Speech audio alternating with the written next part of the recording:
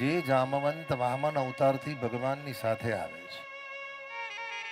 વામન અવતારમાં ભગવાને જામવંતે વામનજીની 4 પ્રદક્ષિણા કરેલી. રામાવતારમાં પણ એ જામવંતજી હતા. અને કૃષ્ણ અવતારમાં ભગવાનના વિવય થયા. એની દીકરી જામવંતી ભગવાનને આપી. ભગવાનના ત્રીજા લગ્ન સત્યભામા સાથે થયા.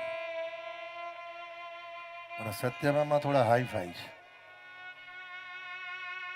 ભગવાને અષ્ટ પટાણીઓ સાથે લગ્ન કર્યા ને એમાં 7 પતરાણી એવા હતા, ફાવશે ગમશે ને ચાલશે. સત્યભામા એટલા બધા હાઈફાઈ પિયરમાં પૈસો જોઈ લો એટલે હારીને પકડવા પડે ને પાછા.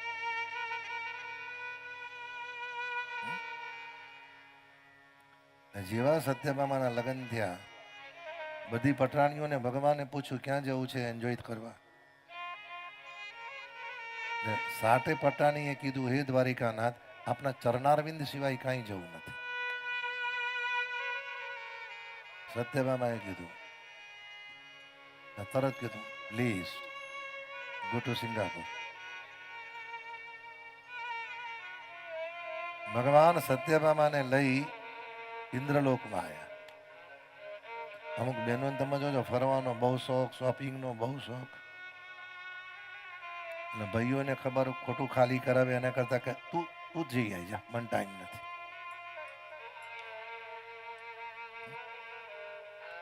પણ ભાઈઓને એવી ખબર નથી કે બધી જ બેંકો બંધ હોય ને, બધી જ બેંકો, કોઈ બાજુથી ધિરાણ ના મળે ત્યારે ઘરની એક જ બેંક ખુલ્લી હોય.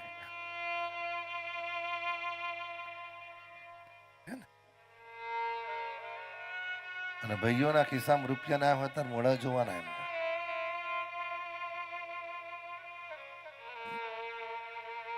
ખિસ્સામાં રૂપિયા ના હોય, સવારમાં ઉઠે ને, જય શ્રી કૃષ્ણ, હા જય શ્રી કૃષ્ણ, થયું હું કહું મગજમારી ના કરીશ,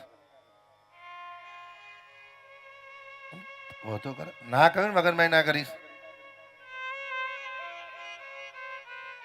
બાને ના, બાન કહેવાની જરૂર નથી. પણ થયું શું?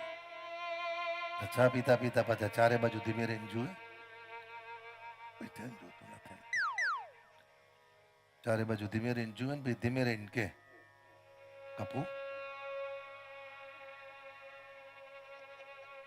500 રૂપિયા પડ્યા છે. તો કપુ, હું મગજ ખાના ડબ્બામાંથી લઈ લો, જાઓ.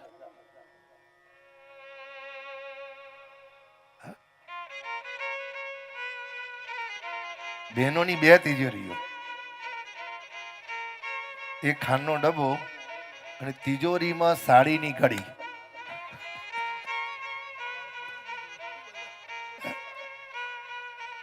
સાડીની કડી.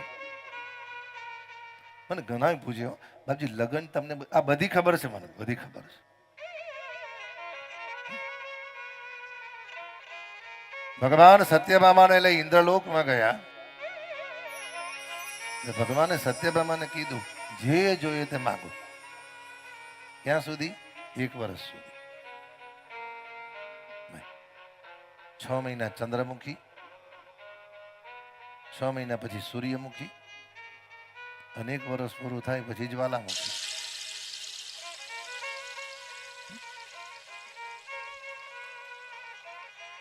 સત્યભામાજીને કહ્યું કે જે જોઈએ તે માંગો. અને અમુક બહેનો પાછા બહુ વખાણ કરે, હું તમારા ભાઈને જે કહું ને લાવી આપે, કોઈ દિવસ ના નાખે. પેલો ભાઈ વિચાર કરે હું કરવા ઘરમાં વાવાઝોડું લાવું ભાઈ.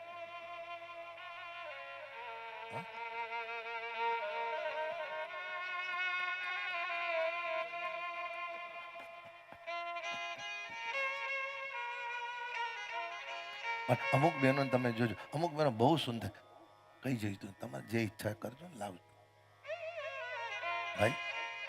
પરિવારની પરિસ્થિતિ સમજીને સમર્પિત થઈને જીવન જીવે એનું નામ પુત્રવધુ. પરિવારની પરિસ્થિતિ સમજીને જીવન જીવે એનું નામ પુત્રવધુ સાહેબ. ભાઈ 500 રૂપિયાની સાડી પહેરો તોય એટલો આનંદ છે ને 50 લાખની સાડી પહેરો તોય એટલો આનંદ જ છે સાહેબ. હા, સત્યભામાએ કહ્યું, સાંભળો છો, આ પારિજાત વૃક્ષ મને જોઈએ છે. અને ભગવાન ઇન્દ્રને કહ્યું, ઇન્દ્રે કહ્યું, ના, આ તો ઇન્દ્રાણીને બહુ ગમે છે, એને પૂછ્યા વગર ન અપાય મારાથી. અને મુશ્કેલી એ જ થાય કે બહેનો બજારમાં જઈને જે વસ્તુ પર આંગળી મૂકીએ પાછા બીજાને ગમતી જ હોય. અને ભગવાનને એટલે પેલી સત્યભામાએ કહ્યું, મારે જોઈએ એટલે જોઈએ, ગમે તેમ કરો. એટલે ઇન્દ્રએ ના, એટલે ભગવાનને ગુસ્સો આવ્યો. અને લગ્ન કર્યા પછી એવો ગુસ્સો આવે ને તમે જુઓ. લગ્ન કર્યા પછી તમે જુઓ, લગ્ન કર્યા પછી જમૈયોને જેટલું હારીનું લાગે એટલું મા બાપનું ના લાગે.